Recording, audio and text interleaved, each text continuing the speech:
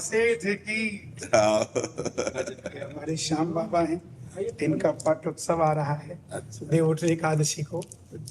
ये आपके लिए है। आपका स्वास्थ्य ठीक है महाराज? हाँ ठीक है। लोग ऐसी ऐसी वीडियोस डालते हैं, चिंता हो जाती है कि पूछिए मत। हम आपको सही बताएं, आप लोगों का जो आशीष है वही हमें सुरक्षित रखे। लेकिन हमारा जहाँ शरीर गिरने को होता है वहाँ इतने आशीर्वाद आ जाते हैं कि फिर संभल जाता है, फिर चलने लगता है। संत, ब्रजवासी, ब्राह्मण जन, भागवताचार्य, आप सबका आशीर्वाद एक साथ लगा हुआ है, इसीलिए मंगल में भगवान की कृपा है। महाभारत में पांडवों में जो भीम के पुत्र हुए घटोत्कच, उनके पुत्र हुए बर्बरीक, तो उनके पास 3 बाण ऐसे थे कामाख्या की शक्ति, जिससे तीनों लोग जीत सकते थे।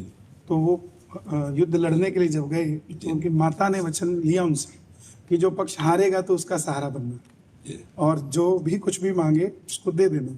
तो भगवान कृष्ण ने ब्राह्मण का रूप लेकर उनसे उनका शीश का दान मांगा, क्योंकि उन्होंने कहा कि जो पक्ष हारेगा मैं उसका साथ दूंगा। तो उन्होंने कहा अगर पांडवों की तरफ हुआ तो कौरव हारने लग जाएंगे, तो कौरवों के पास चला जाएगा। कौरवों के साथ हुआ तो पांडव हारने लग जाएंगे, पांडवों के पास चला जाएगा, इसलिए इससे युद्ध का निर्णय निकलेगा। तो उन्होंने कहा भाई मैं क्या करूं, मेरा मार्गदर्शन कीजिए। तब उन्होंने कहा कि मुझे इस द्वापर में धर्म की स्थापना के लिए और कलयुग में धरती के कल्याण के लिए एक शीश का दान चाहिए।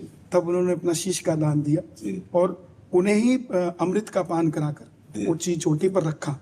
अंत में जब पांडव जीत गए तो सबको अभिमान हो गया कि हमने जिताया। तो वो भगवान कृष्ण के पास गए कि इसका हल कीजिए, हम तो जीत कर भी हार जाएंगे, हमारा अभिमान ही हमें खराब कर देगी। तो भगवान कृष्ण पांडवों को लेकर शीश के पास गए कि आप बताइए कि आपने क्या देखा। तब शीश ने कहा कि मुझे पूरे युद्ध में सिर्फ और सिर्फ भगवान कृष्ण का सुदर्शन चक्र चलता दिखाई दिया, इसके सिवा मुझे कुछ नहीं दिया। तब भगवान ने खुश होकर उन्हें वरदान दिया कि तुम कलयुग में मेरे श्याम नाम से पूजे जाओ। तो ये वही खाटू श्याम जी हैं जिनकी देवउठनी एकादशी को स्थापना हुई थी, खाटू श्याम।